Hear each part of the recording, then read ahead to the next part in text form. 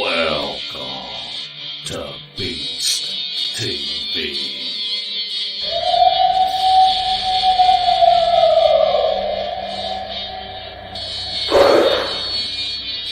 What was that? You better get a fresh dip and buckle up.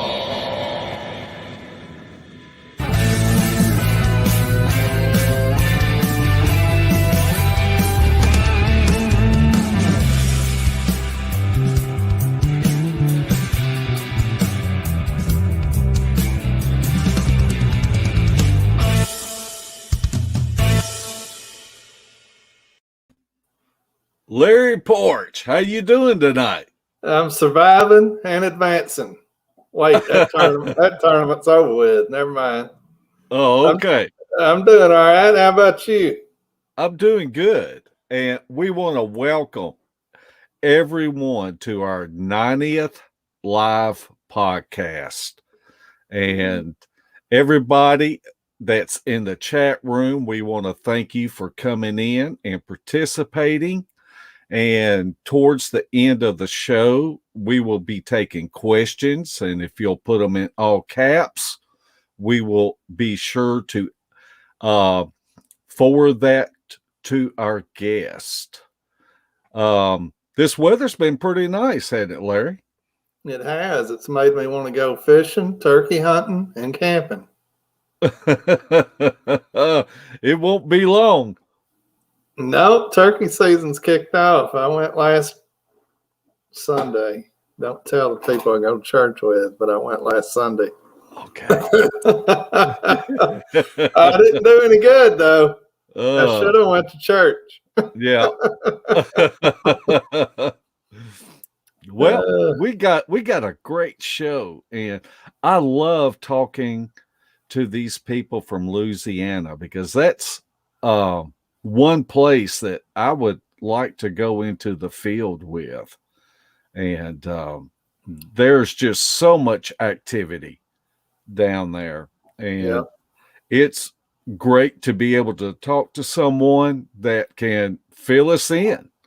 So why don't you just go ahead and introduce our guest, Larry?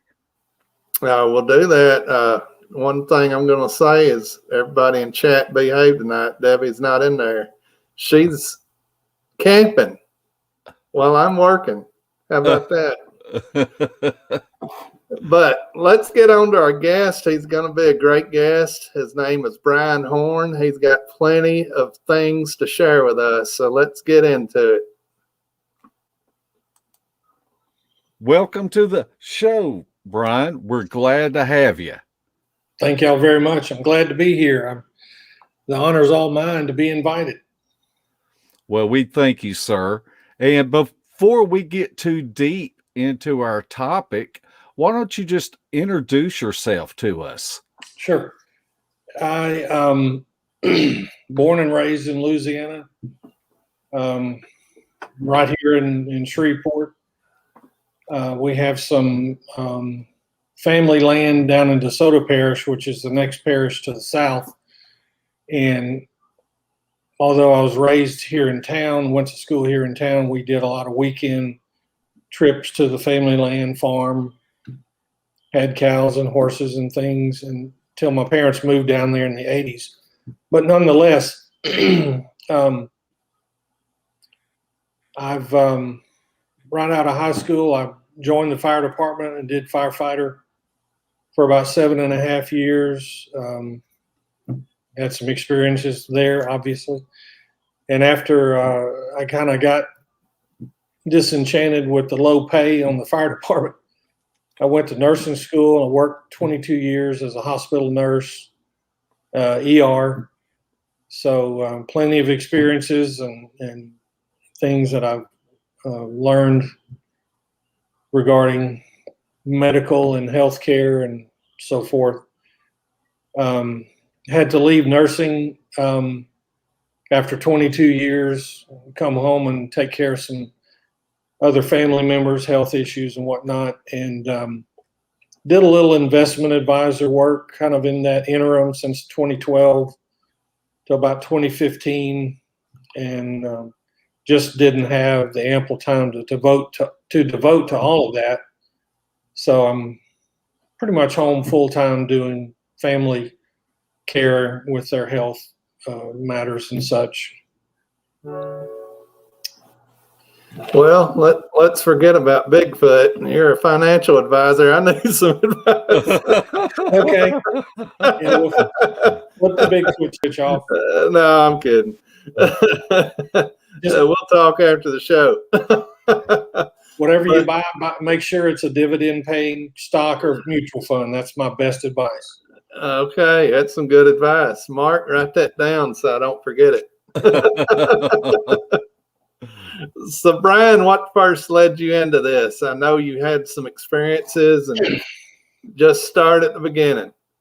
Yeah, tying back to the family land farm thing, that was back in the early 70s when my parents bought the land in DeSoto Parish. And, you know, year in and out randomly, we would hear chit chat or whatever from some of the neighbors. And even it made the news a few times here in the Shreveport TV stations. But people were reporting strange events. That's the kind of the coined term of everyone's encounters or experiences with this tall, hairy creature that smells bad and walks on 2 feet and nobody knows what it is. But down in that area where the farm is, as stereotypically the way things go, people were losing farm animals, you know, small calves. And yeah, there's coyotes. There's always the coyote or occasional panther encounter stealing livestock. But it was happening regularly enough, and then people started reporting, the bold enough people, the people who were comfortable enough to say it out loud. There were 3 or 4 reports of seeing a creature cross the dirt road in the vicinity of our farm. You know, even as a almost teenager youngster, I could put 2 and 2 together and say, well, this creature is being seen doing this, and these people are losing baby calves or goats or chickens and so forth. Maybe there's a connection. In my mind, I thought, yeah, there probably is a connection. Nonetheless, the family land is in the direction of Toledo Bend, which is the border lake from Louisiana for Louisiana and Texas. And of course, you know, Toledo Bend creature activity has been for decades and decades. Sabine River north, the north end of the lake being Sabine River on it up through Louisiana into Texas, was a regular reported location or multiple locations where regular reports of creature activity and witness reports were coming from. That was my young early life introduction and understanding that there's some creature on 2 feet walking and people are seeing it. And like I said, the news stations from time to time here, where I guess get enough calls or recommendations or requests, and they would travel down to that parish and then of course the Toledo Bend area and do some news reports. So, you know, there's enough validation when the news comes to you think, well, there's probably more to it than people are really experiencing. But I'd say from teenagehood on to probably my 40s, early 50s, Bigfoot wasn't on my mind. I mean, I knew about it, didn't go out pursuing, trying to see one, find sign, or any kind of investigative efforts. But I'll have to admit to being sitting on the pew with the rest of the majority of Bigfoot culture and discovered the show Mountain Monsters on cable. And I don't know, whatever that was, 5 or 6 years, 7 years ago, something like that. Anyway, I thought hokey, goofy, very entertaining, but the reality component to it, other than it being reality television, but the reality component to it always kind of sparked my interest and my intrigue. And a couple of years after discovering mountain monsters and looking on other cable channels, finding other Bigfoot shows, I said, I have a garden variety store shelf video camera. I'm just going to haul off and drive up somewhere in the countryside away from the house at some time and see what I can see. Yeah. It was like April of about this time of year in 2015. We'd had a massive amount of rain and flooding. And I drove up to a wildlife management area because I knew I could get in their public land, as it were. Took my little handheld video camera. The place was underwater, massive amounts of flooding and underwater. So I stood out by a tree in a boat launch parking area. And I did my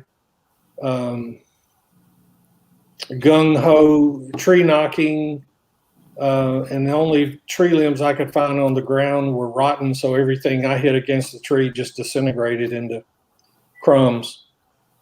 So I wasn't doing much effect on tree knocking.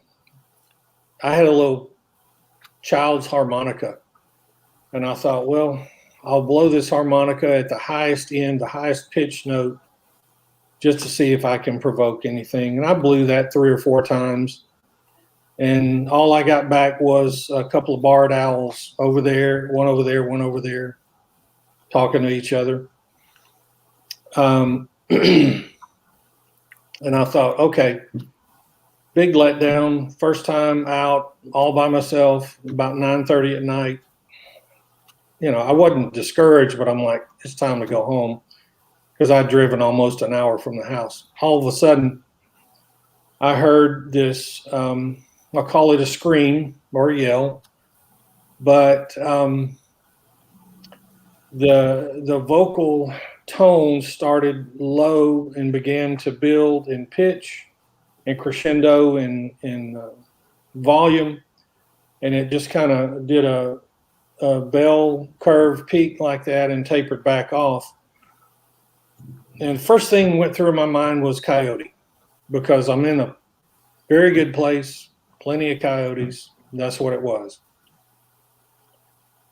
But for some reason, I just kind of stood there and started processing in my mind, why is it a coyote? And because I've heard hundreds of coyotes from the farm and nighttime and so forth. And I thought, well, why was that a coyote? And the more I dwelled on it, the sixth sense in the back of my mind back there started saying, it really wasn't a coyote. Knowing full well what coyotes sound like and their various vocals that they make. And I started just kind of, I slowed down, just started processing what I heard, and I replayed it in my mind. My video camera didn't pick it up. Cheap store shelf video camera, audio reproductions, nowhere any good from that far distance. So I started thinking about it, and I thought the volume and the tone of what I thought was a voice, a vocal sound, sounded like it probably was coming from something massive in size. Yes, it could have been a man. And then I started debunking the reason why it probably wasn't a man. It was almost 10 o'clock at night. The place was half flooded. It was a wildlife management area. If there were homes anywhere near, I kind of figured Joe Bob didn't walk out on his front porch that night and let out a scream, as loud as he could, and then walk back inside and pop open another can of beer. So I thought the tone and the volume of that vocal, my mind just kind of started walking with it. And I thought, well, that's pretty massive. I mean, whatever that was, and my estimation of the distance was, I'm saying 400 yards. Why? I don't know, because half the place was underwater anyway.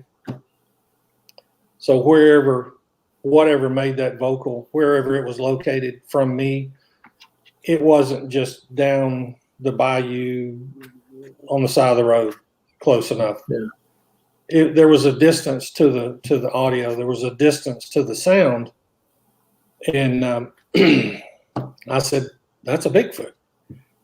And I've actually heard something out here that I came out here to try to see if something like this could be experienced. And I just, in my rational, sane mind, I was not going to let myself just run home and say, I heard a Bigfoot. I heard a Bigfoot.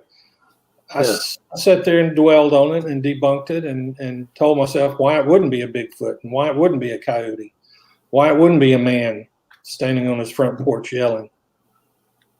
So I put all that together, threw it in the mixing bowl, stirred it up, and I walked away,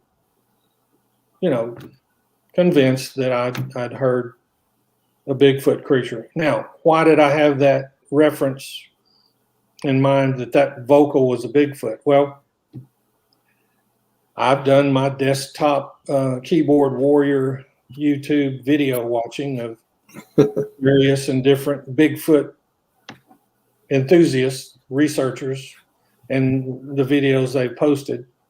Heard the audios, heard all the salad flavors and twists of all the vocals that people have reported they thought were Bigfoot screams and yells. So I had a little bit of a reference just from, video watching of Bigfooters posting that kind of thing. And like I said, I just shook it up in the bowl and sifted it out. And I was satisfied to walk away thinking I'd heard a Bigfoot scream. I wasn't 1,000% convinced, but I slept on it that night. I slept on it a night or two or three more. And the more I replayed everything in my head, the sound, the volume, the tone that it made, why I was hearing it, did I invoke it with the harmonica? Probably not. I darn sure did invoke it with tree knocking, because all the limbs, like I said, I found crumbled into dust there were no solid tree limbs, just put it that way. Yeah. So that was that. Well, my appetite was whetted then. So I came home, the next 2 or 3 days or whatever, I got on Google search, I typed Bigfoot in Louisiana and went that to try to find what around me else is out there, or who around me else might be someone to contact. And I discovered the GCBRO through the Google search. Jim Lansdale and Bobby Hamilton's website and organization, and clicked on their link, opened up their page, thumbed through all of their pages and data entry and reports and filings, and found a contact us link, an email, and Jim Lansdale replied to my email. I said, I have a pretty good amount of time that I can go. If you get out in the near future, let me know. I'll go with you or meet you. And so we did. And I've been doing, from there on, I would do more and more on my own and talk to Jim, so forth and so on.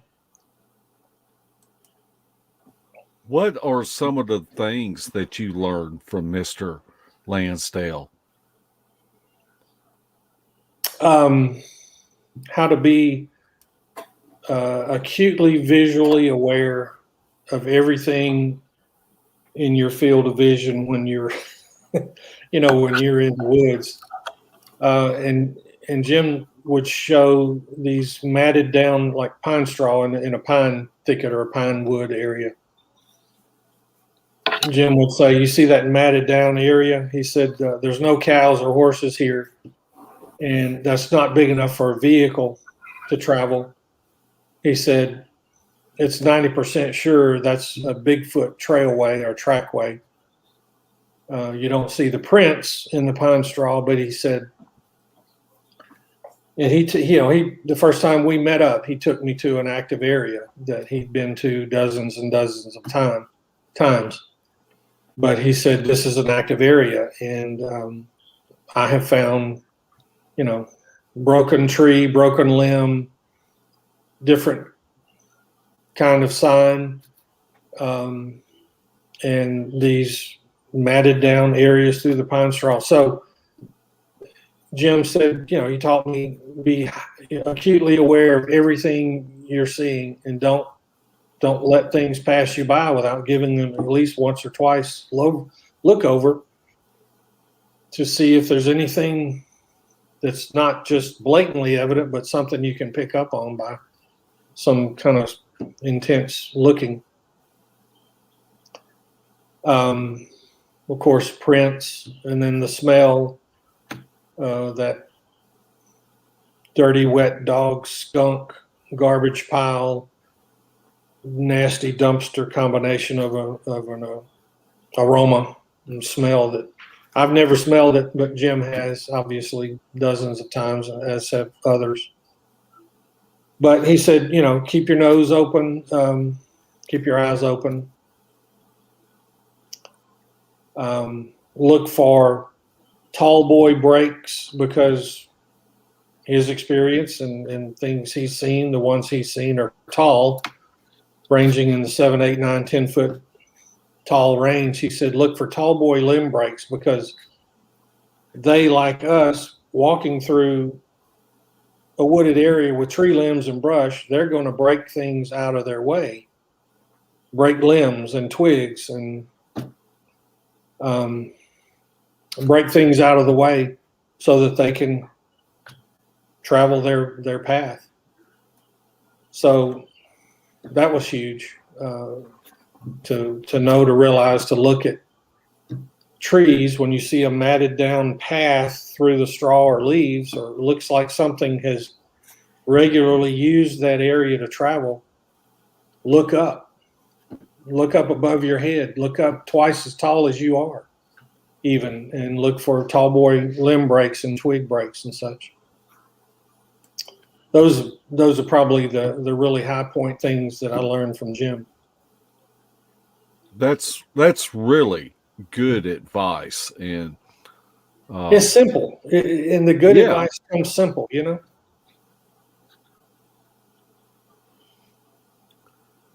Everyone that enters into this field and wants to go out into the woods, it doesn't take very long for us to discover what our niche is that we can bring to the community. What exactly is your niche? I agree with you totally. No matter what level of how many times you've been to the woods to investigate and research this area of interest, everybody has something to offer. You're right. I agree. I don't know if I have an exact niche. Firefighter, life of a firefighter, life of a nurse, worked as a nurse 3 times as long as I worked as a firefighter. You're hypercritical. You're always on the lookout for evidence and reason and discovery of cause and effect. You have the effect, but what's the cause? If you're stuck on the effect, if you're just stuck on, well, there's a bent tree, or well, there's some tall boy breaks. I mean, what's the cause? Is it always a Bigfoot? Is it always not a Bigfoot? Well, I mean, you just can't be exclusive and dismissive with everything being always this or always this and always not this or always not that. So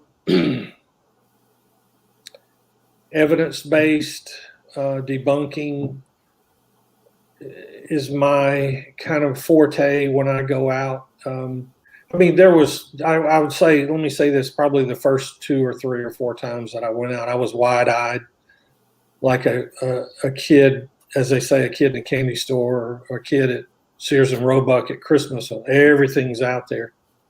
So, I mean, it takes time. I didn't step into the woods the very first time with all of this knowledge and ability and skill, but I acquired it, but I just had a bit of my own from life experiences and training and education that treats situations that certain way or those certain ways,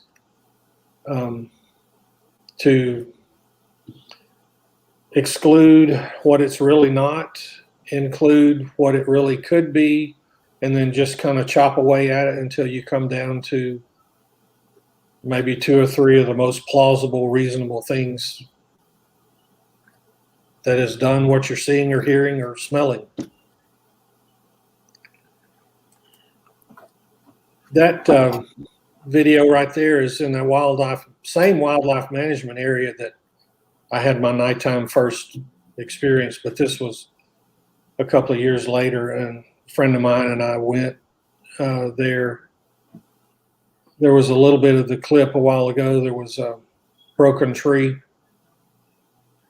over like this, and I took a tape measure. In fact, word to the wise for researchers and investigators: clip a tape measure on your belt or your pocket when you get out of the vehicle or when you leave the house, but make sure you clip it on your pants when you leave the vehicle and head into the woods, because laying down watches, keys, money, shoes, that's all wonderful and good, but if you can put down the tape measure and say this is a 16.5-inch footprint, or that is a 9.5-foot tree break, it sure adds to the credibility of what you're finding.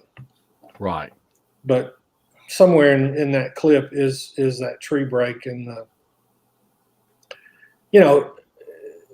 specifically regarding tree breaks, even.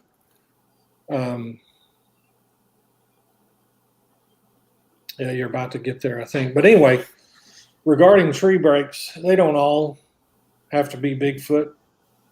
But I think the first 2 or 3 times I saw tree breaks, I just kind of instinctively started thinking, well, where are the other tree breaks? Was this from wind? Was there a recent tornado? Was there a past tornado?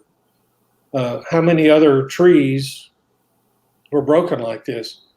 I mean, 9 times out of 10, the ones that I found, there's one. There's just one sole broken tree, and it's higher. I'm 6'2", so it's way higher than I can stand up, reach up, and pull over a 4-inch sapling and break it in the way that so many that I have found have been broken. But the one that's in this clip, in this area we were, that looks like it, but that's not it. It's another one. But the one that we found, I measured at the break, was 9 feet. So then you think, so if the creature did that and the break is at 9 feet, and let's just hypothesize that this creature reached out in front of him and broke that tree over at 9 feet, where does that put his shoulders and head? Do a little mathematical deductive reasoning. So, do you think there's any significance to the tree breaks other than them just walking and trying to get them out of the way? Again, kind of instinctive to me was it has to be a sign or a signal, communication method of theirs, for lack of me coming up with any other thing to think of, or asking one personally, why did you break the tree in that direction? I think it either points to food and water or away from food and water. And I mean, yeah, that's a real broad stroke possibilities, but Jim, even that's actually another thing that Jim told me years ago was not every tree break means anything. The tree breaks that really do mean something, he always deduced that the break is either pointing toward food and or water, or away from, or toward their home, whatever they would make to call home, a den, a bedding area, something. So, you know, deducing down what you see, why you see it, where you see it, and how you see it, you kind of figure there's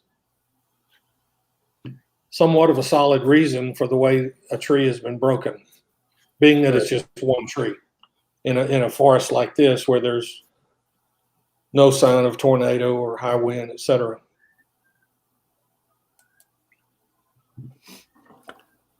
Brian, tell us how you would describe your methods of research.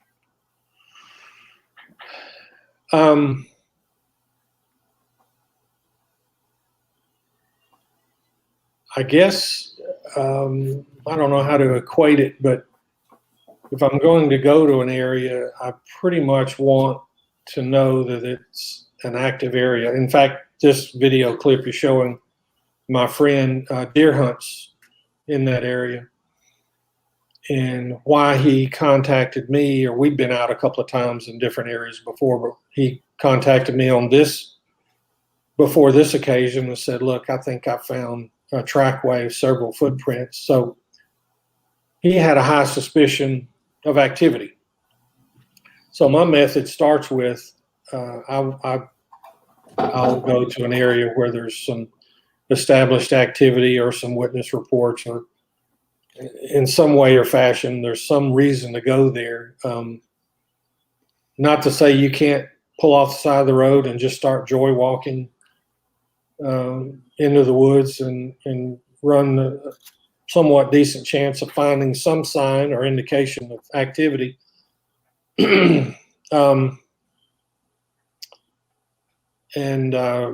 My technique methods are a video camera, obviously. And as I kept doing this more and more through the months and years, I started saving my quarters and dimes and got a GoPro camera and got the accessory kit with the cap attachment. And I wore the GoPro camera on my head looking forward several times, and then on watching other people's videos, YouTube videos, every now and then someone would say, we think one walked out behind us after we went thus and so. Well, because when they turned around and went back, there were footprints. Reasonable enough to think that a creature walked out behind them after they went one direction before they came back. So I thought the next thing would be turn the cap kit around and point the GoPro to the rear. And I've seen several people on postings, Facebook groups, and comments on YouTube videos that they're doing the same thing. So I thought, well, at least I figured something out that part of the crowd does the same, or was thinking like I was. But why not? I mean, if you go down a path and 50 or 60 yards later, one crosses the path either direction behind you because it knew you went by, smelled you, and saw you, why not have a camera pointing that way just in case the opportunity arises and you can capture it that way? I haven't captured one, but I do try to put the GoPro cap kit on backwards since then every time going out. I still take the little child's harmonica thing, knowing that some of these creatures give a whistle type squeal or scream. You know, I don't have any way of knowing exactly what they're doing with their voice. Seems to be enough people reporting hearing those type vocals that sound like a squeal. So I thought the easiest thing I know that I have to reproduce that kind of a high-pitched squeal is a little child's harmonica. So I still take it and I'll still blow it. Hasn't yielded me any success or better results on getting one to answer back or getting something to answer back. But, if you try it one time, you put it down and quit, you'll never know if you'll ever find that technique to be successful. So I just do it all the time. Same way with the GoPro facing backwards. I would encourage everyone, don't leave the vehicle without a video camera. I mean, iPhone, Android phone, whatever, phone cameras rather, are good. But if image quality is suspect sometimes with phones, but if you've got a video camera with a decent video aspect quality, just have it on. When you shut the door to the car and hit the lock button, turn on the video camera. Put the GoPro on facing backwards, strike out. Well, Larry is really good about that. He will carry an action cam pointing forwards, and then he will put one on his back. And one thing that I might add to that is I think it's really important to have an audio recorder running. Yeah. And just because if there's been so many times that we have just barely got the truck doors closed that we hear a knock or we hear a scream or some type of vocalization. You nailed it. Yep. Audio recorder, that was my next thing to say. You're exactly right. And obviously we're on some kind of good wavelength there. But I tuck here's my audio recorder, as a matter of fact. I tuck it in that GoPro cap kit right here. Hit record so that the mic is up here and it doesn't rustle against my cap or in the strap or anything. I mean, it's perfect, and it just runs the whole time I'm out. So, because smaller handheld video cameras, the non-professional type, like I said, those audio captures are they're what you pay for. A $200 store shelf video camera, you're going to get some low rent audio reproduction. But having a mini portable audio recorder like that strapped on and turned on, you've just upped your chances and opportunities of capturing audio probably tenfold.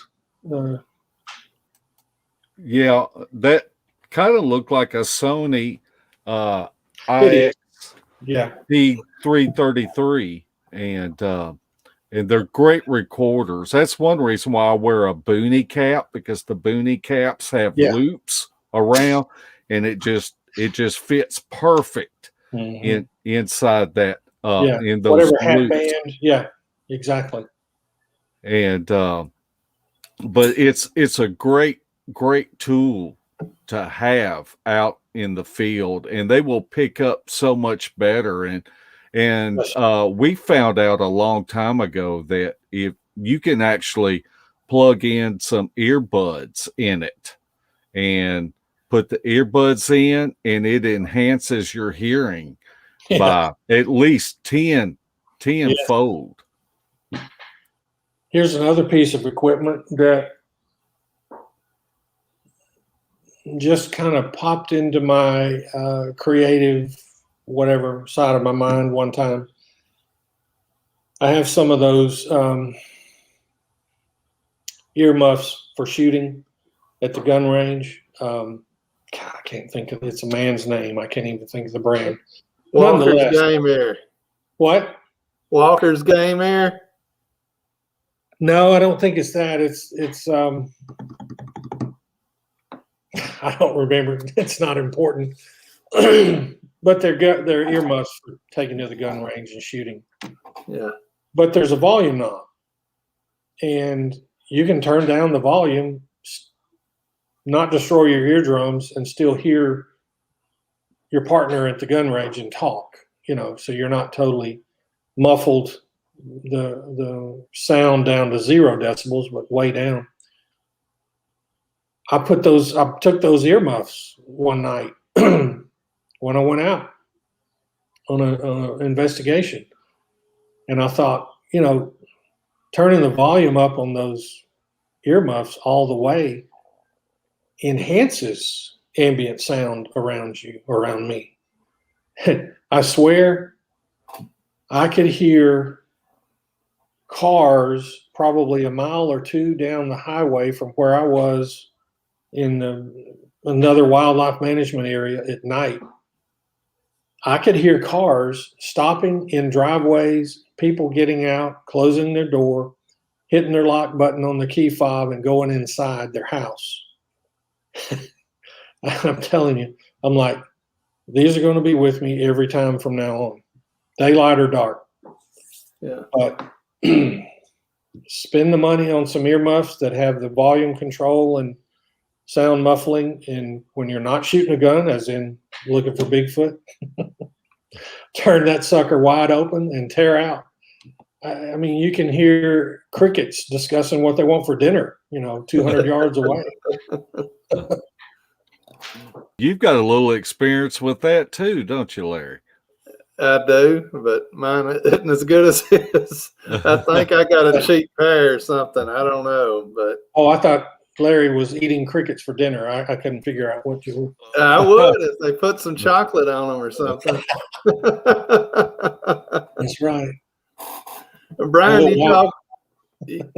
you talked about whenever you first got into this, you watched YouTube videos and stuff, but once you got into it, what changed about your thought about these creatures and the way you went about looking for them from what you entered into it?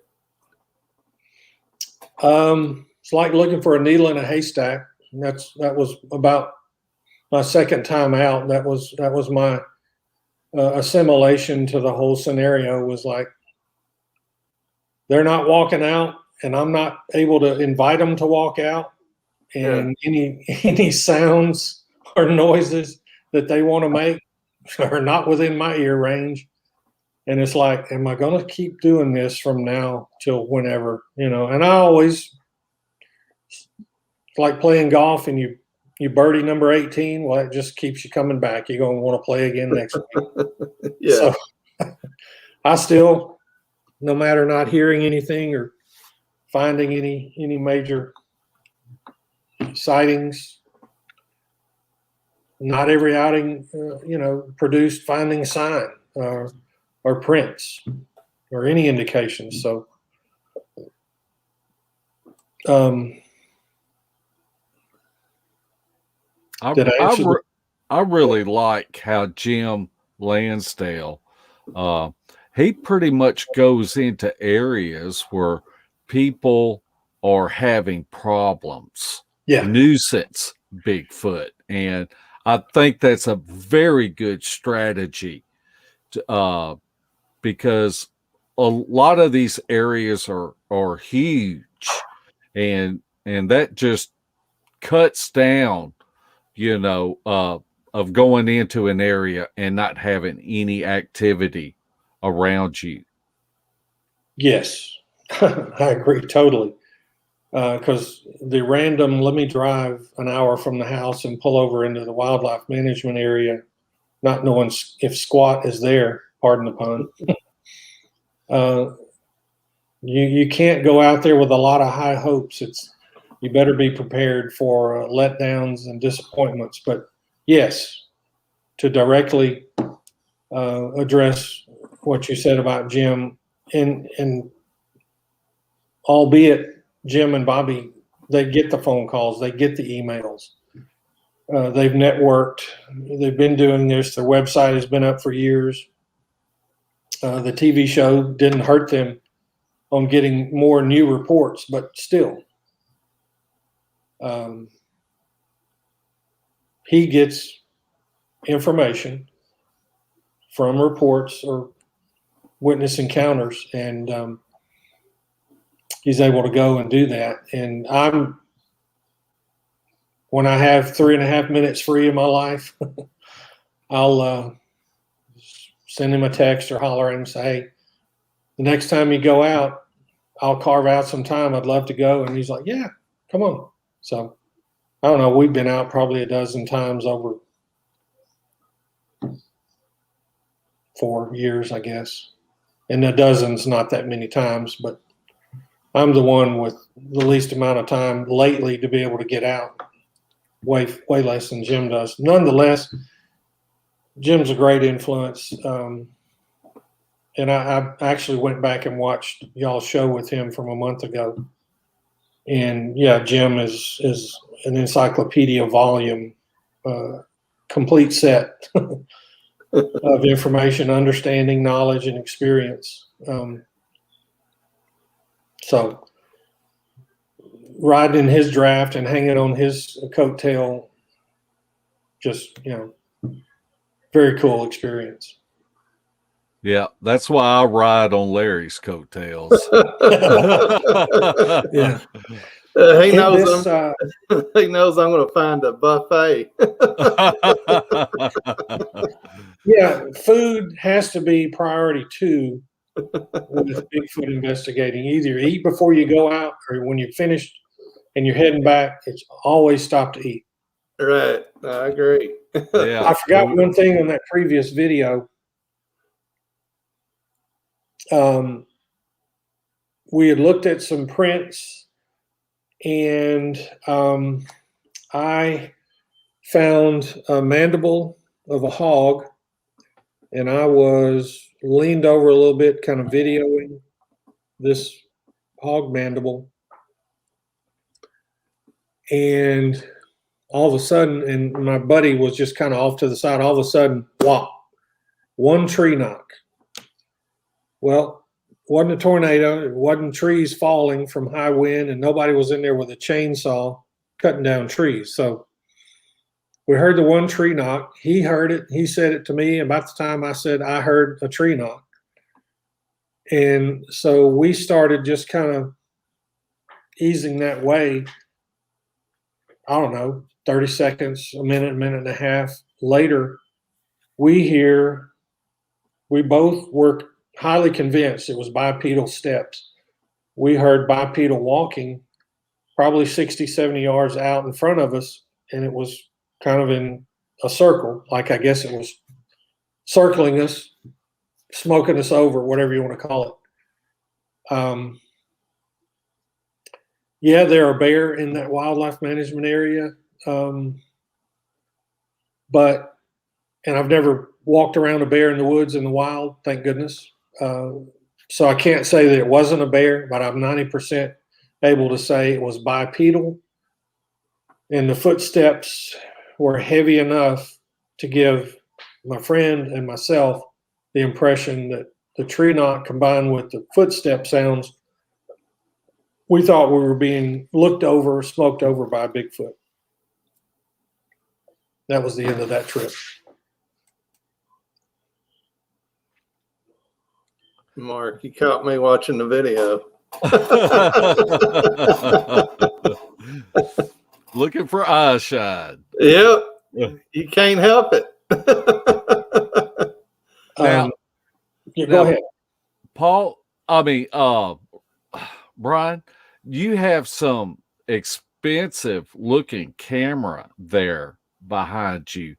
Now, do you use that is that what you bought that piece of equipment for? And can you tell us about that piece of equipment and how it aids in your Bigfoot research? Well, no, it's not. For Bigfoot research, it's quite a bit more expensive. That's an actual cinema film camera for film production. And I've just had that less than a year. In the past about 3 years, I've jumped off into film production. I guess you'd say it's more of a hobby right now. I mean, I've worked on a couple of feature films, and locally I've helped out with probably 24 short film festival, film prize films. I have a truck full of equipment, lighting and sound and production equipment, but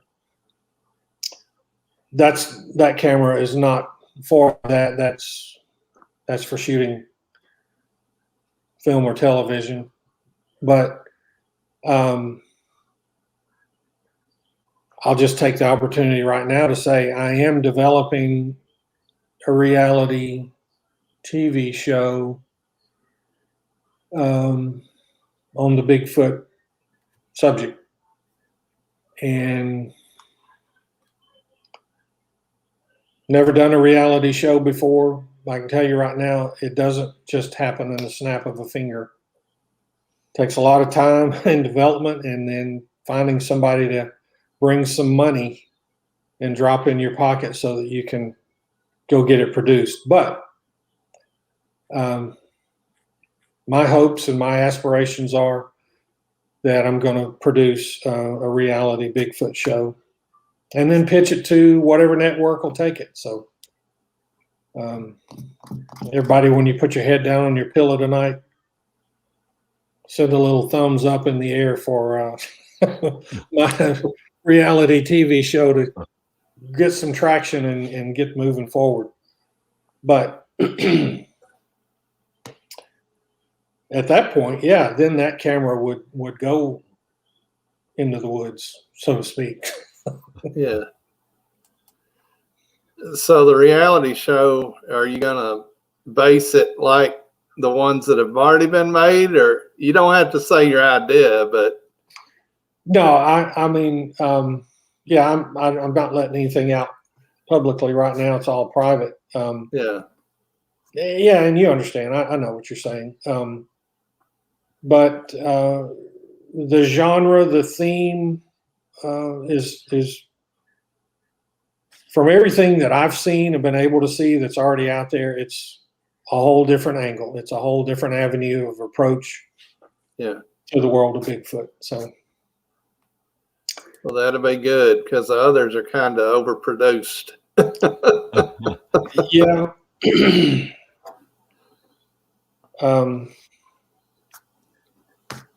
I don't know what else to say. I guess you say it is what it is, but yeah, the backstory behind the camera stuff with reality TV and as a whole, on the whole, 90% of the population has no idea. Yeah. About reality TV, and that's not to water it down or dash anybody's joy and glee for watching reality TV, more specifically Bigfoot reality TV. But if it were that simple, I would have had 2 or 3 shows produced and on the air by now. But right. And the honesty about the subject is, if you did a true reality Bigfoot TV series, it would be kind of boring. Yes. Because there would be about 3/4 of it, you'd get absolutely nothing. Yes. Your viewership by episode 2 would probably be 12 people, and that would be your people at your house and your pets. So Yeah. Yeah. And you divulged a whole lot right there with what you said, and that's just reality of reality. Oh yeah, because we used to do a lot of evidence videos, but it would take us sometimes, Mark, 4 to 6 months to get enough evidence to put on a video.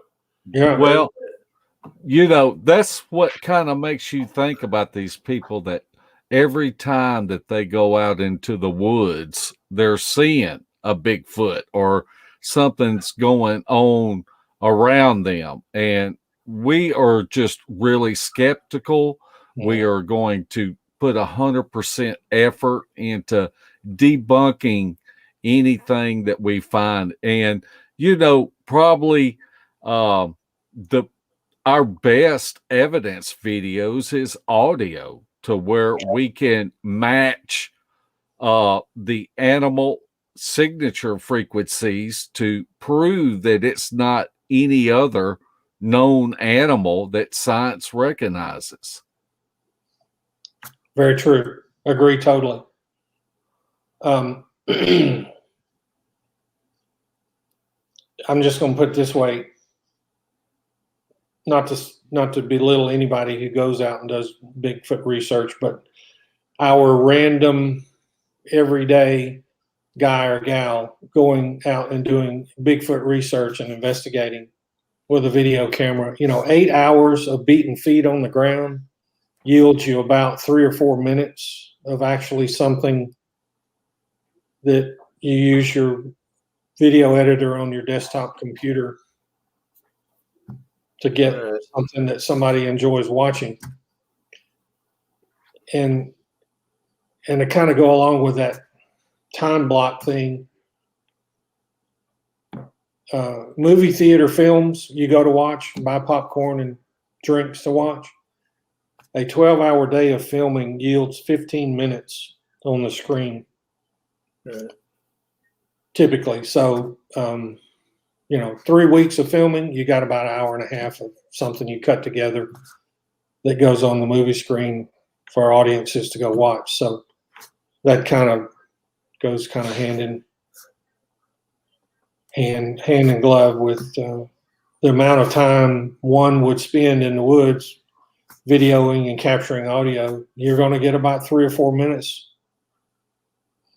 of something interesting, but still put it out there, edit it down to where it's a watchable length so that your viewers aren't falling over on the keyboard asleep. But all you got to do is throw a red circle up there, and it's like finding Aldo. Yeah. Red circles, red lines, and red boxes. Yeah. All have their place and are very effective, but they get used very well. I'll put it that way. Yeah, definitely. Now, Brian, thinking about when you first started searching for Bigfoot, has your opinion changed as far as what these creatures are?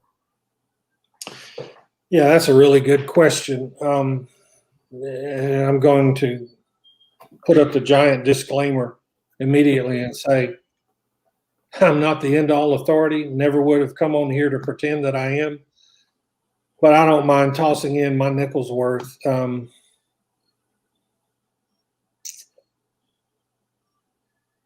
I'll start with this. Jim and Bobby, GCBRO guys, that Jim has personally told me about the event. They did a hunt on Jim's family land several years ago, and I think Jim even brought it up in the show y'all did about a month ago. But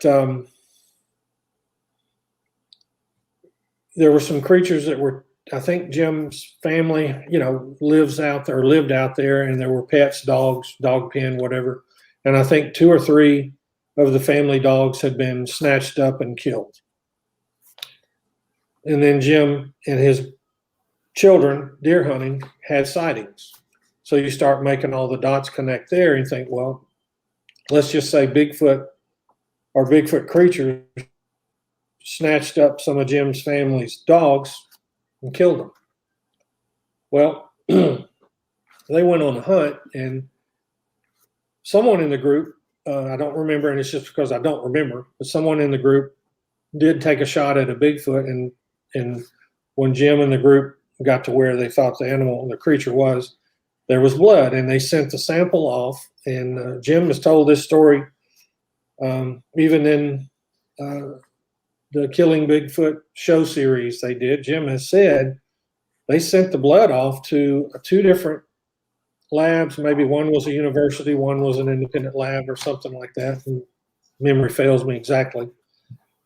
But that one analysis came back that the blood was chimpanzee, bonobo, and orangutan, and nothing else.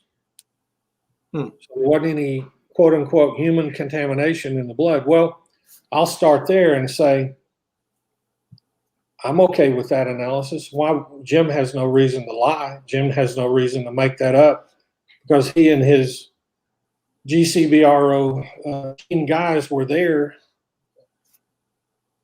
They all corroborated one same story, or they all experienced the same thing. And I'm thinking, you know, they're all honest men and trustworthy, and they experience the same thing. So, you know, there's hair samples, there's fecal samples, reported urine samples, other kinds of samples that people have said they have submitted, and usually comes back human contamination in some form or fashion, whatever. It's a piece of hair, or I don't know. Either the lab's lying or the people collecting the evidence are, you know, fabricating it. Wasn't there, I can't tell. But what I think these things, these creatures really are, is just from the blood sample alone, looking at photos and videos that have been captured of them, I think they are of the ape side of the spectrum, not anything to do with the human side of the spectrum as we know humans today. Now, I'm going to jump to Genesis, biblical history, which is on record as about 6,000 years ago. And there's scripture that talks about the Nephilim that were the result of fallen. There's that hog skull and other stuff I was finding. Anyway, Nephilim, which are results of fallen angels mating with human women. You think, well, so some freak biospecimen was produced out of this fallen angel and human women. Well, anything's possible. I think in some form or fashion, DNA transfer through bloodlines. We have the flood in Genesis, and everything that was alive on the earth was wiped away except for 8 people, Noah, his wife, 3 sons, and their 3 wives.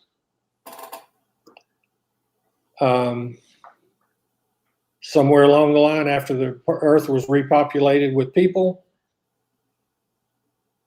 this crossing of human and freak something, or apes, or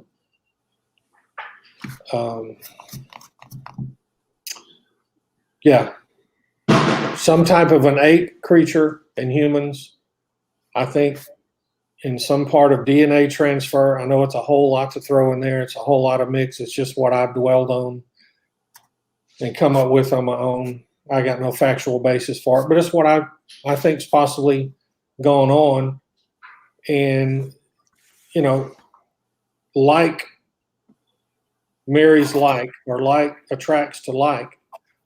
So if there were multiple of these type creatures being produced, however they were produced, they attract and draw to each other and draw together and produce clans.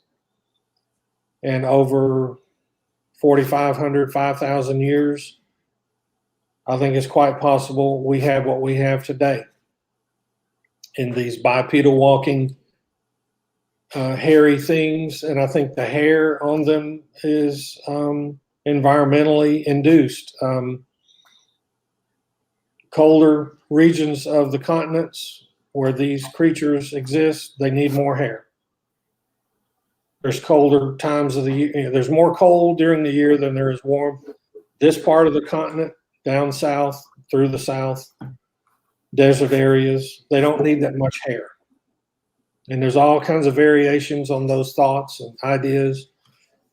And anybody that wants to interject in there is, welcome and able to toss in what they think and how they've analyzed it. But from my corner of the room, that's kind of what I've come up with.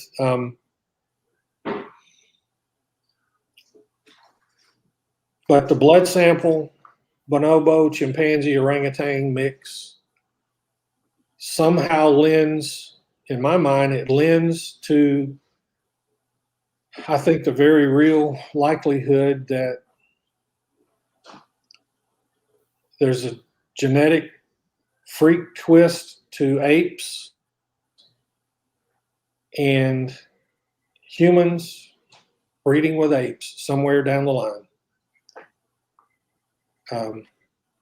It didn't happen overnight, or it didn't happen last week. So that's just me. I think that's why it's really important. I know Larry and I aren't really trying to prove the existence of these creatures, but I think that if we were to have a captured creature or a body, then I really feel like that would answer so many of the questions that are out there. All the rest of the dots would immediately connect. It would be, it'd be game over on the side of the scientific specimen proof. Now, on the body specimen thing, I'm not blowing smoke here. I have no reason to just throw this in there, but it goes along with the current piece of the conversation we're having. I've been told, and the one person that told me was a highly credible source of the information. I'll just leave it at that. He's highly credible. You don't have to take it as being credible for me if you don't want to. I take it as credible because I know the man's background. But I was told a few years ago that the military has taken some of these creatures due to the nuisance factor. Complaints, calls, reports of people in certain areas of the country.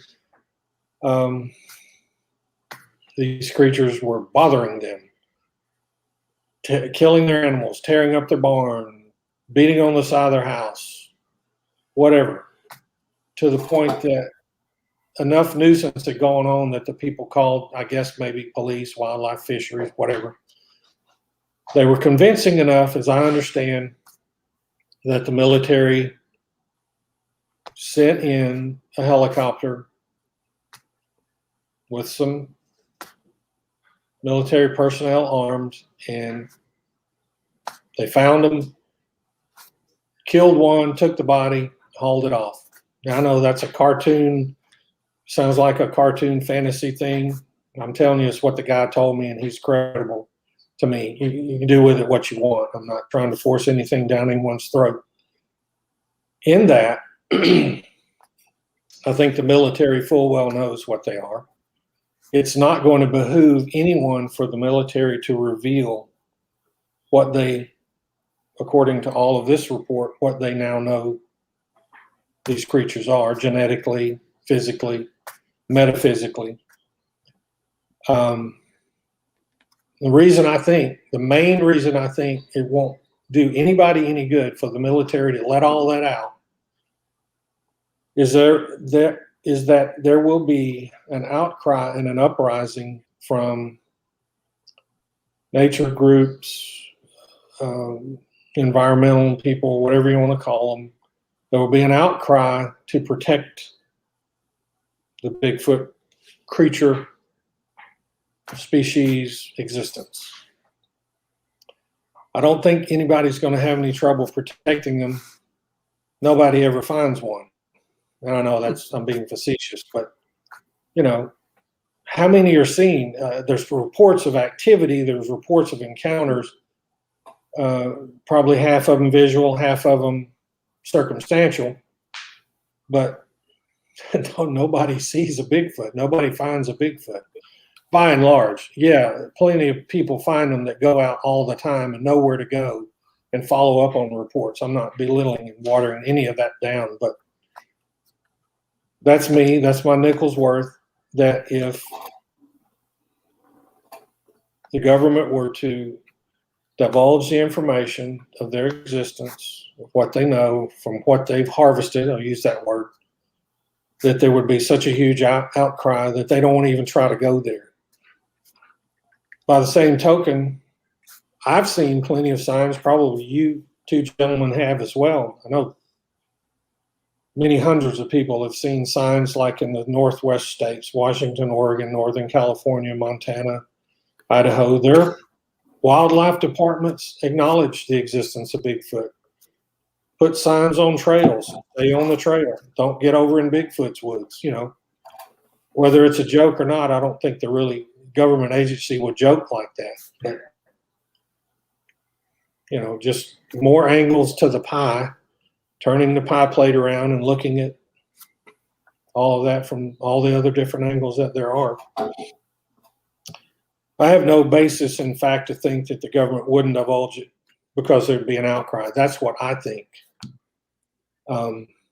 It just wouldn't do anybody any good. It just would. I want to know myself. I'm not saying I don't want to know, and I'm not saying the government knows and I'm satisfied with the government knowing. I still want to know, like 7.9 million of the rest of we in the culture of Bigfoot enthusiasm want to know. But that's the angle from which I sit at the table. I just saw where Lockbeer commented, and I think this is very true.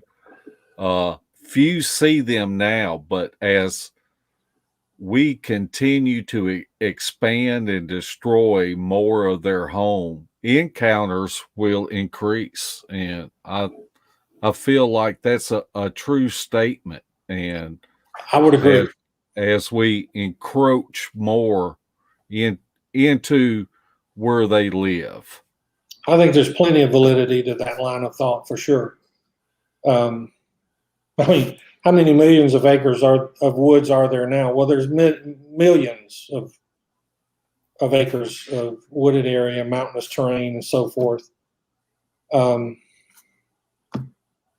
we are, you know, subdivision building, road building, so forth and so on. Shopping centers, however you want to twist it. We're encroaching bit by bit on their habitats, and I think there's a lot of validity, plenty of validity in that line of thought. I would just like to get your thoughts on this, and we can take it as far as you would like to take it. But some of the toughest obstacles that field researchers face, it's not the terrain or rivers or mountains, but it is the cesspool of bad actors of social media that you have to contend with their opinions and ego, envy, jealousy, and ugliness that I think we, as a whole, the community does a pretty good job of running people off that might have a lot to bring to the table that we could build and start putting some of these pieces of the puzzle together. What's your thoughts on that, Brian? I agree totally. It's so easy to get wrapped up into a war of words in a comment thread with someone who is an exclusive denier, an exclusive They don't exist. They never have existed. They won't ever exist. Those kinds of people. I know the word troll gets labeled onto those, and that's fine. I mean, there's always that kid on the playground who can't compete because you don't have the skills and knowledge of how to swing a bat or throw a ball or catch a football or whatever. So he jabs at the rest of the crowd or the rest of the kids who are having fun doing what they're doing. I think the Bigfoot culture is no different. I think I say we, I mean, the discussions I've had with multiple Bigfoot lookers and researchers is labeling these people keyboard warriors, keyboard scientists, where that computer screen and that YouTube video platform or whatever video platform channel that they're hooked into, they find ways and reasons to say no, discount, discredit, water down, and exclusively dismiss what we who are enthusiastic, interested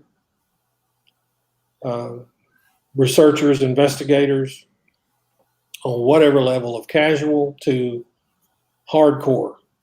We want to know, we want to find, we want that sighting, we want that pile of feces, we want that trackway that leaves no doubt. And then when you come on social media and you mention it, and you're still 80 or 90% sure you've got some, you got some good stuff. And there comes a troll, there comes a keyboard warrior. It ain't so. Not going to be, never has been, never will be. And I'm like, I'll just say it. Last weekend, I was commenting on a thread of another group because someone put a photo that had a really, really good depiction of a footprint. And I commented on the things that I knew from experience. It wasn't just my opinion, it was my experience. I commented on the photo that was put there and what I could see in that photo.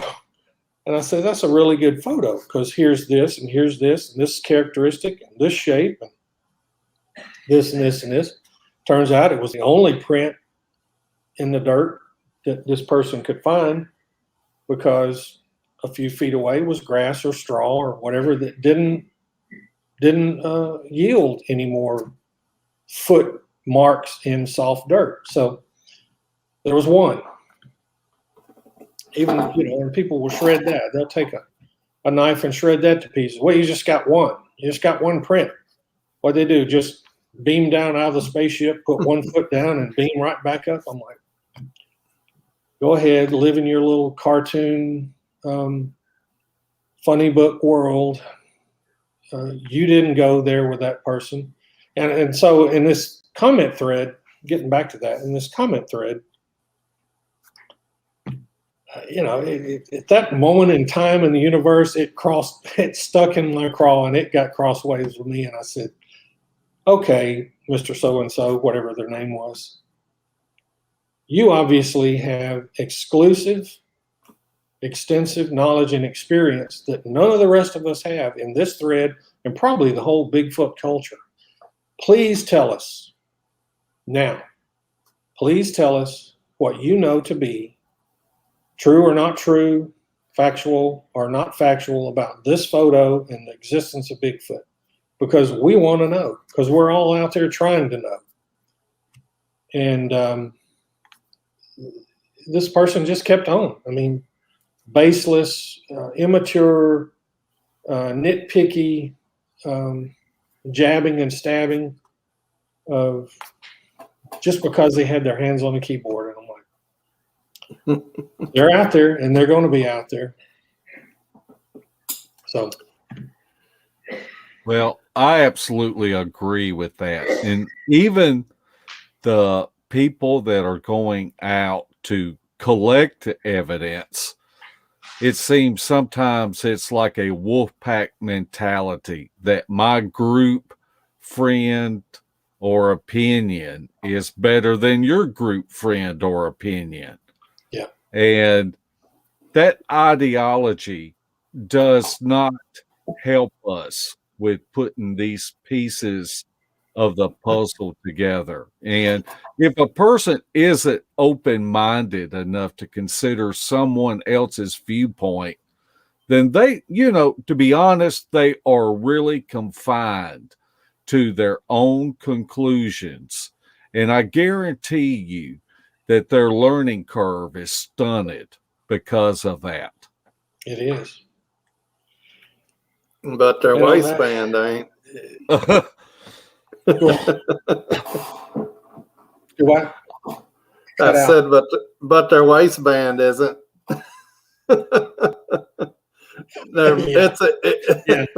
And yeah, Mark, on that same line of thought, there's people who've experienced way more than I have. And there may be people that have experienced a tenth of what I have, which not that many. But, if you're going to cut somebody to shreds based on what they've spent their time, energy, sweat, money to go out and investigate, find, collect, document, and bring back and share with the world, if you're going to rip it up and down, I mean, were you with them? Based on your experience, you're talking about what this person experienced that you did not experience with them. So something I learned years ago in my work adult life, it's a great thing to stick in your shirt pocket and use all the time. You can argue with an opinion, but you cannot argue with a testimony. I go and experience what I experience. You can't argue with me. It's what I've experienced, and it's my testimony. That's very true. And there's always a backstory. And as most people know, when you go out in the field, if you come across a print or something like that, and you try to take a picture of it, it's not the same as what you saw, in the field. And so I think that we have to be very careful that we don't tear people down, and we try to build people up, and we try to share our knowledge. I think about a group, and I'm just going to say the group, MABRC, and they've got great protocols, and there is some great people in that group. But the so-called executive director of the group, he doesn't try to help anybody. And I think back to a lady that said, why don't y'all try putting GoPro cameras on your back and see if you can pick up something that might be following you? And this guy tore her to pieces with his arrogance of saying, we've been doing that for the past 12 years, and just tore her apart. And I really felt bad for that lady, because I got a feeling that she said, I want nothing else to do with this Bigfoot community. Right. And there's no telling what kind of talents that she has that she could have brought to this community to help us put those pieces of the puzzle together. That's 112% true. I tell you, we're getting real close to the end.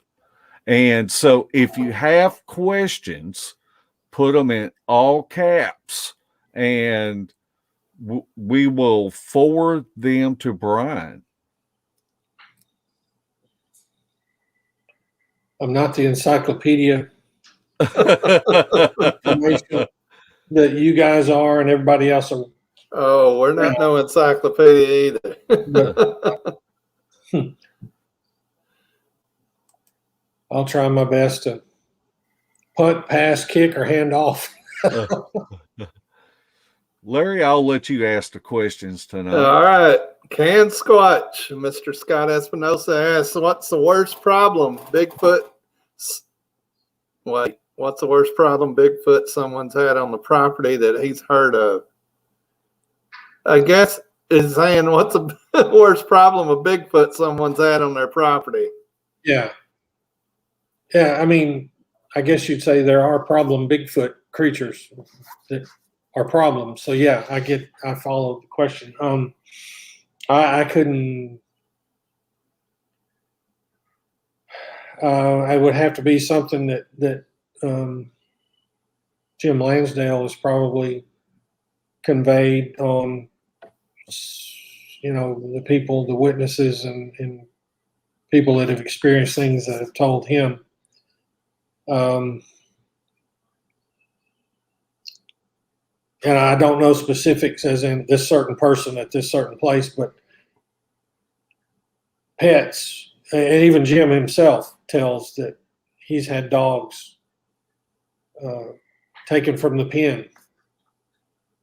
So I'm thinking pets, farm animals, goats in the pen, chickens, calves, whatever.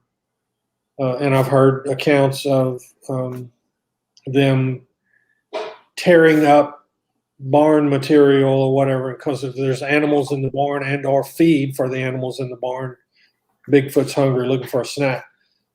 Something I'll kind of segue off of that. It's pretty much relative that I forgot to bring up. Our family land, my dad still lives there, and within 4 or 5 years ago, he called me one day and said, I'll tell you what happened last night. He was getting ready for bed, and at the other end of the house, he heard this wham, wham, wham, wham, wham on the side of the house, other end of the house. He didn't know what to think of it. And he wasn't going down there. He had his gun, but he wasn't going to go turn on lights and look around and see.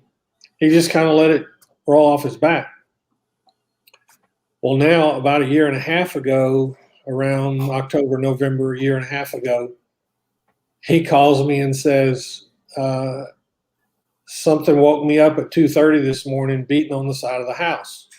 The first occurrence was like around, I guess, 10 o'clock at night. He was getting ready for bed.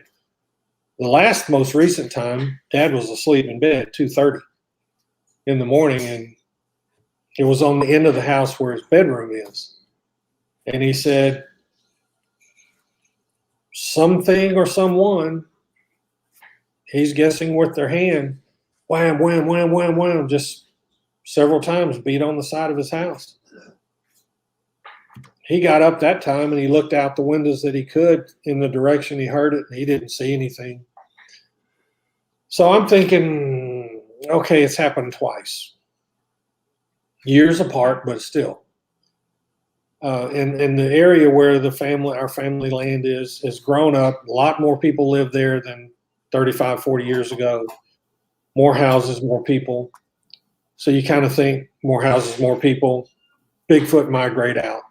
They don't want to hang around more houses, more people. But if this was a Bigfoot creature, they haven't all migrated out. One of them, on 2 occasions, has beat on the side of my dad's house.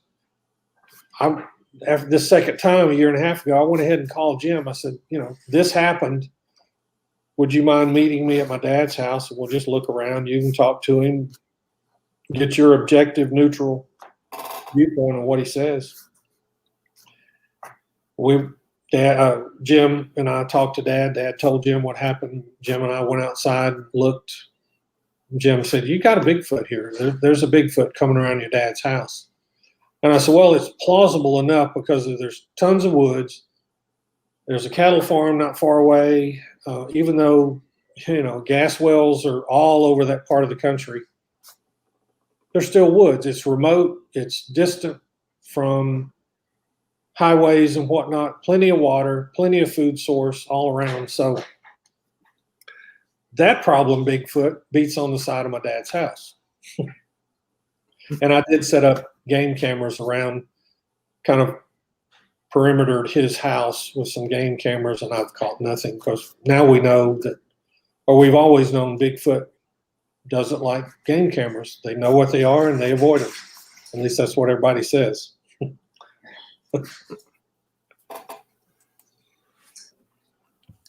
Okay, let's see. We got a question from David Blaylock.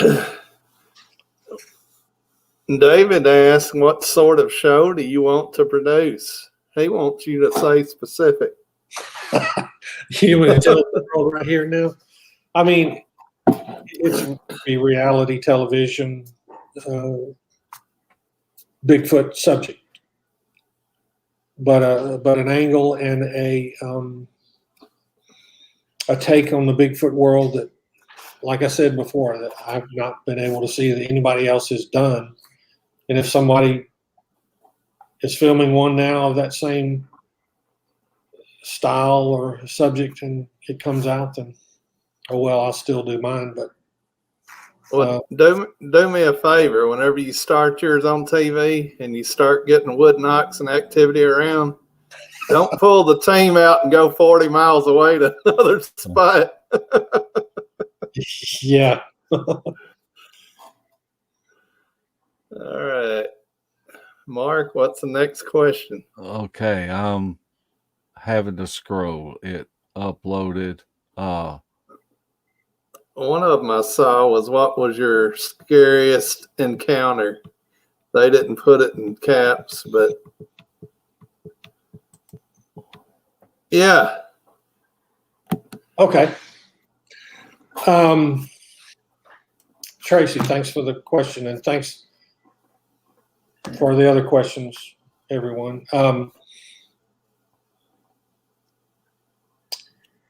My scariest, or my one that gave me enough fright that I'll never forget it, was kind of like Mark, you were saying, one time you stepped out of the vehicle and a tree knot was like within seconds of you slamming the door to the vehicle. That happened to me one night in a wildlife management area.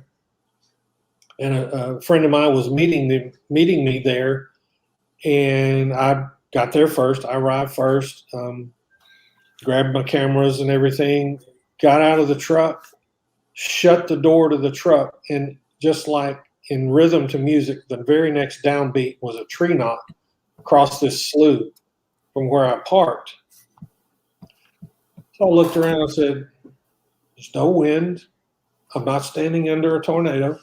It's not raining, and it's 9:30 at night, pitch black, and something wooden just hit something else that's wooden. So I said it was a tree knot. So my buddy gets there, I don't know, 10 minutes later. I told him we crossed the slough, went through the woods, and we're kind of up on a levee, a rise, slough over here, levee area we're walking down. And I'm doing this because I got my GoPro in back, and I'm doing that, making sure I'm panning left and right behind us, and I'm filming in front with my handheld. And I just casually did that, and when my eyes kind of crossed center plane straight up 90 degrees, I saw two red somethings. I think it was my mind playing with me. I don't know if Bigfoot has red eye shine, green, blue, yellow, but there were two red dots off in the trees, probably up to 100 yards away. And I've been there in the daylight, so I know it wasn't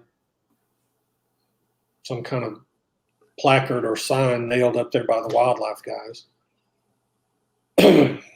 I just really didn't process it that much. I mentioned it out loud to my friend. I said, I just saw two red things equidistant apart down about 100 yards because I had a headlamp on my cap.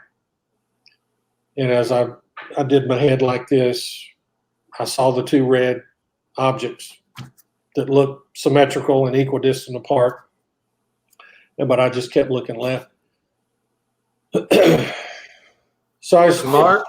kind of blew it off, but then we walked down the berm, the levee, over to the slough like this, and got down next to where there was some water, and there were footprints in the mud next to the water. You could tell the creature had walked into the water, and there were toe marks, and there was that mid-tarsal break.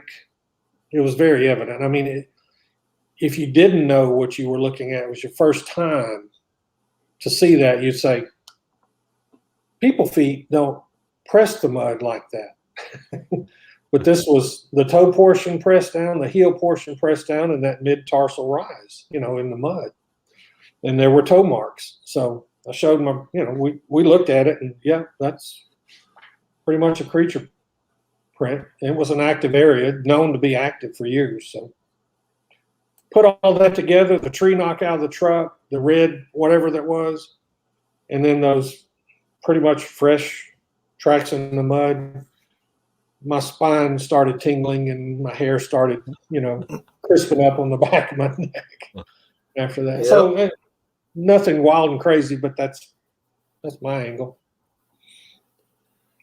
I think you saw a booger. I think it's realistic that I did, but we didn't exchange cell numbers or anything. So. I hear you. All right. Scott Trent asks, do you think some of these creatures are just curious or some just mean? Hey, Scott, that's a great question. I think it's all the above. I mean, if you look at the blood sample from Jim and Bobby's excursion that time, they're the ape family. They're curious. They do what they do based on their genetic predisposition in the world. They're curious. And I think they can be mean, because how do you get when you're hungry and you haven't eaten in a while? And there's no food ready on the stove. Yeah. So there's a tendency, I think there's a predisposition that they can be mean for all the reasons they can be mean. Territorial, you're in their yard, that's not good for them. They're hungry. They're going to be, to some point, there's a reason to be aggressive, whatever the level of aggression you want to label it. Yeah, if you're interrupting one of their hunts, they're going to try to move you out of the area. If you interrupt my supper, I'm going to move you out of the area. Yeah. Night Wolf, our buddy Johnny Gill, he asked, how often do you hear howls? Hey, Night Wolf, thanks for that question.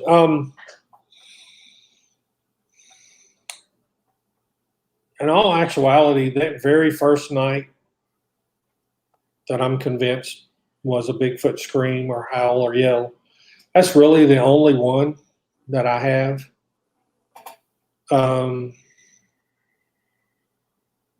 I just haven't heard any more. I wish I had or could. All right. Scott Trent asks, what are your thoughts on Jim Lansdale's idea of killing one for proof? Well, I mean,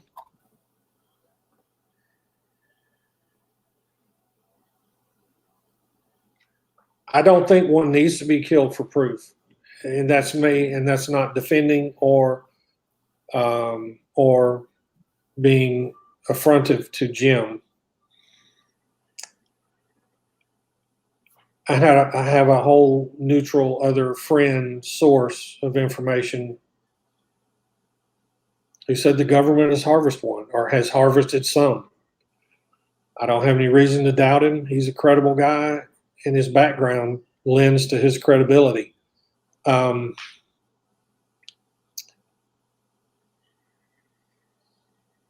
If you go back to y'all's show a month ago with Jim, and I'm just gonna sidebar real quick onto that. The Killing Bigfoot title to the show was Destination America's Choice. That's the down and dirty. If nobody's ever heard that before, let me be the one to tell you. As a producer, what I have in my mind, what a producer has in their mind, all is beautiful and wonderful on paper the way you want to do it.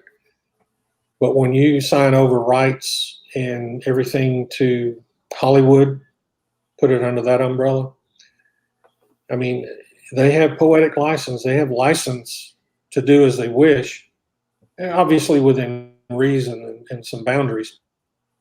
But killing Bigfoot was not Jim and Bobby's, nowhere close to their idea for a show title or show subject or theme. Everybody out there needs to know that. Yeah. Jim and Bobby are not commando warrior thugs out to go harvest a Bigfoot. Jim's had enough encounters of them by himself, with his children, boys, hunting.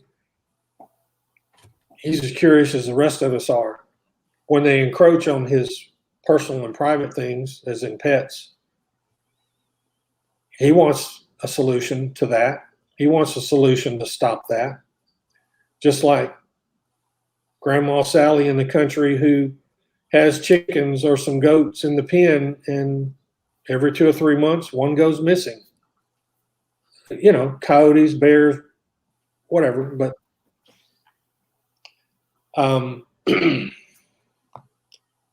Jim does not wake up every morning. I will say that. Jim does not wake up every morning with his rifle over his shoulder heading into the woods to go get that specimen. The show was framed in that light as a choice by Destination America. It's a curious thing.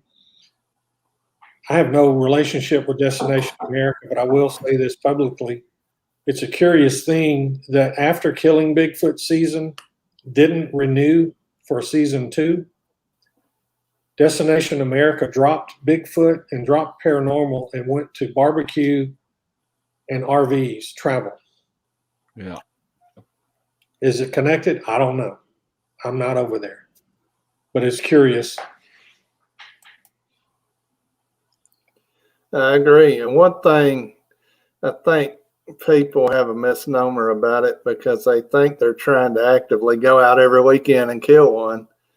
It's more so, it's like you'd call pest control if you had a problem with ants or if you had a problem with rats or whatever. They're going to a spot that they're being a nuisance to the landowner. They're not going out in the national forest trying to track one down and kill it. There's more behind it than just that title, Killing Bigfoot. And I know they've been labeled with that, and that's not the whole truth behind it. So Right. You're right. And it's good of you to say that. And it's very big of y'all to both agree and say that, because reality Bigfoot. That's right. Yeah. Yeah. Reality is Jim and Bobby are not hell-bent on having a cup of coffee and breakfast and hitting the road every day of their lives here forward to go get one. Right. People have problems with them. They know they can call Jim and Bobby. They call Jim and Bobby. Jim and Bobby, you know, place themselves in these people's lives to help them get an answer or resolution in whatever way it takes. So, right. All right. Well, Tracy Ann asked, have you ever seen any orbs in the woods or strange lights? hey, Tracy, not Bigfooting. I can't say that I've ever seen orbs or strange lights ever in my life, for times of being in wooded areas at night, having the family farm and so forth. Yeah. I personally can't say that I've had those experiences.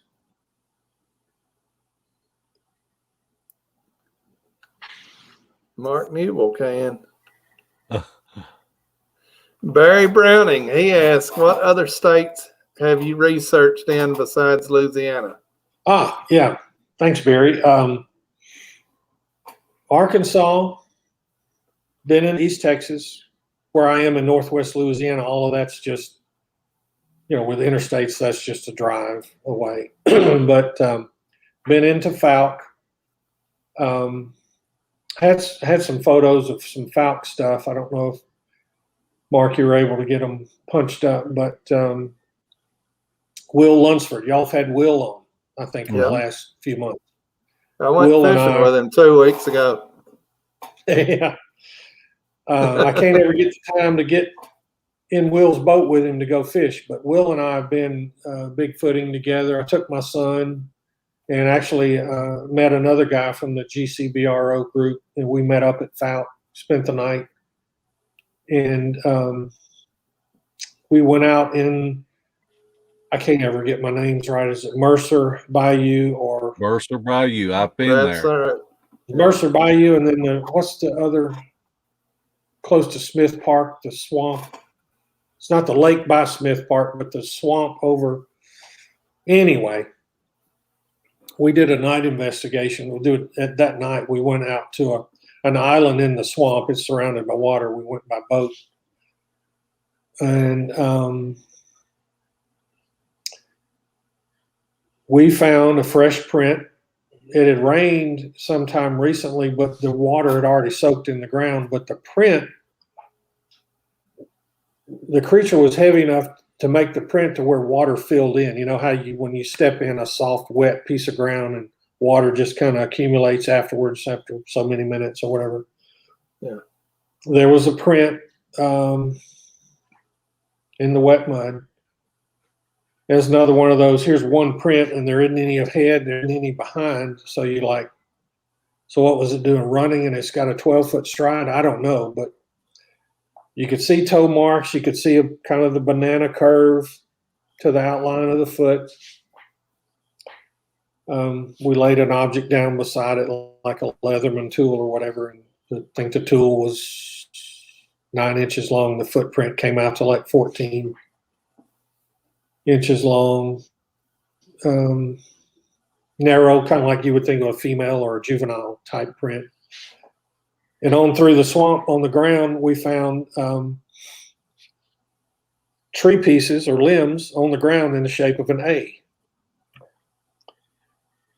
Wasn't a recent tornado. I mean, I guess it could have been people that came in there to make an A shape on the ground, but why? And there's been however many accounts that there have been that supposed Bigfoot creatures use trees and limbs and make, other than teepee shapes, but on the ground, shapes. Mm-hmm. Found that. Glyphs. Sticks. Go ahead. I was just going to say glyphs. Glyphs, yeah.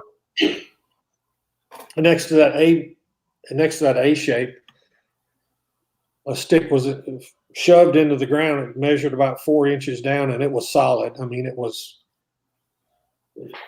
wasn't wobbly or anything. Whatever did that, got it down into some solid dirt, and it was there. But it was right next to that A shape. So to me, there was some communication signal there for whatever kind. I don't pretend to know what, but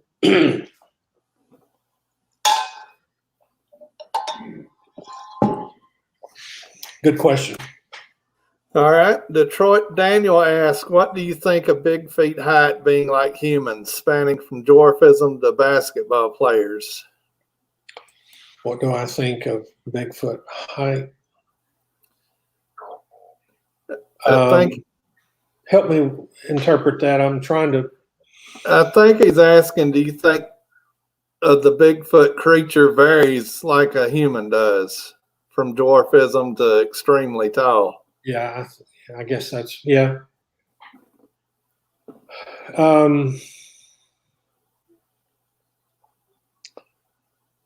Kind of drawing back on the biblical historical thing and these, whatever these offspring of fallen angels and human women and them producing giants is what's recorded in scripture.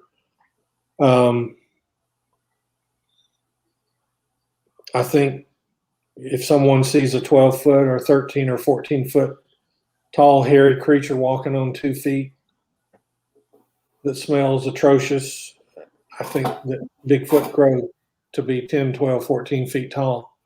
I think the little ones are the juveniles. And Jim makes lots of references to inbreeding and, messed up DNA and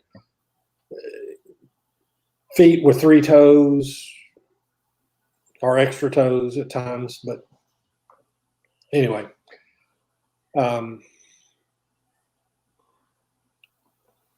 Okay, we've got time for one last question. And Lockbeer asks, if you find a body, how would you go about making sure it was revealed to the world and not swept underneath the rug?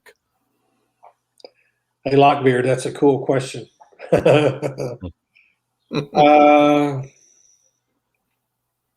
That occurrence would be where I would hope that there are more than 2 or 3 of us, as in maybe 2 or 3 or 4 of us together, that we can figure out a way to get a hold of the body, take hold of it, and exfil out of there with it. Now,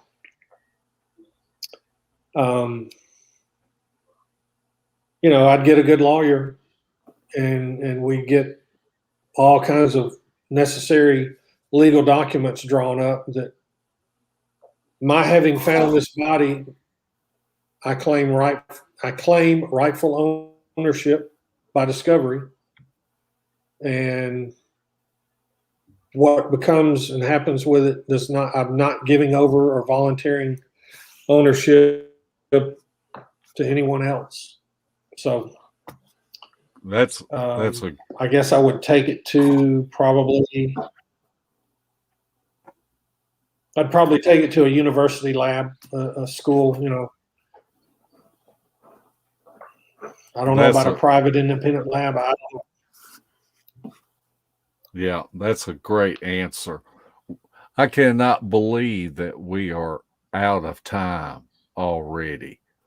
And it flew by, Brian, for sure. Yeah, it's flown by. But Brian, we would like to give you this opportunity to say any closing thoughts that you have on your mind. Kind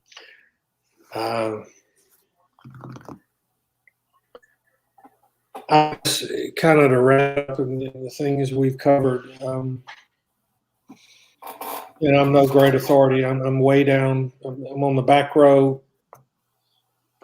at the end of the road as far as experiential knowledge and wisdom. But I think the naysayers just don't need to be so exclusive.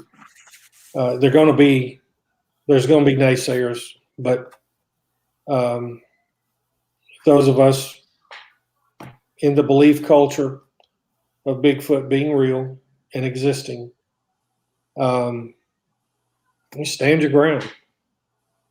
Someone can argue with your opinion all day long, but they cannot argue with your testimony, because what you've experienced, what you know, you carry with you forever. So stand your ground.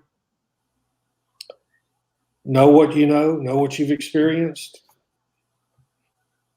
You don't have to be dismissive or exclusive to the naysayers or the ne'er-do-wells. Just they have their mindset and their disposition. You have yours. So because it's reality Bigfoot where we live. Yeah. Larry, do you have any closing thoughts? Well, I'd like to thank Brian, of course, for his time and coming on here and sharing what he knows. And you got to get out there with Will and do some fishing whenever you get a chance. Yeah. He knows what he's doing. Yes, he does. Yeah. Well, I appreciate y'all. I was surprised and quite humbled when Debbie sent the invitation, the suggestion, request for me to come along and join up with you guys for this. I hope I haven't put anybody to sleep, and I certainly haven't had a whole lot to offer, but all in all, sift through it and come out with something beneficial, hopefully, to somebody. Well, we hope after your first season of Reality Bigfoot, you'll come back and sit down with us again. Yeah. I'd love to. Most definitely would love to. Well, we want to thank you again. We want to thank everyone that come into chat tonight. And we had several people showing us some love in the chat, and we want to thank them. And if you could hang on for just a second till we get through our outro, we would love to talk to you backstage a minute, Brian. Yeah, be glad to. Okay. All right. Thanks, everybody, for tuning in and coming along. Night, footers. Beast TV would like to welcome all of our new Facebook members. Be sure to check out our pictures and videos of possible evidence. And if you haven't checked out the Files tab, there is a wealth of information that you may find beneficial. If you would like to support Beast TV, check out our gear. We have coffee mugs, face masks, gaiters, shirts, and tank tops. The link is pinned at the top of the comment section. Everything is always marked down 20%, so come check out our junk. We want to thank all of our new subscribers and our faithful followers. Also, be sure to check out our field evidence videos and our sister channel, Beast of the Woods. That's Larry's channel. If you want to help us out, make sure that you are subscribed. Click the thumbs up button, ring the bell, and leave us a comment. We would love to hear from you. Thanks again to each of you for watching, and we will see you again. Same bat time, same bat channel. Night, footers.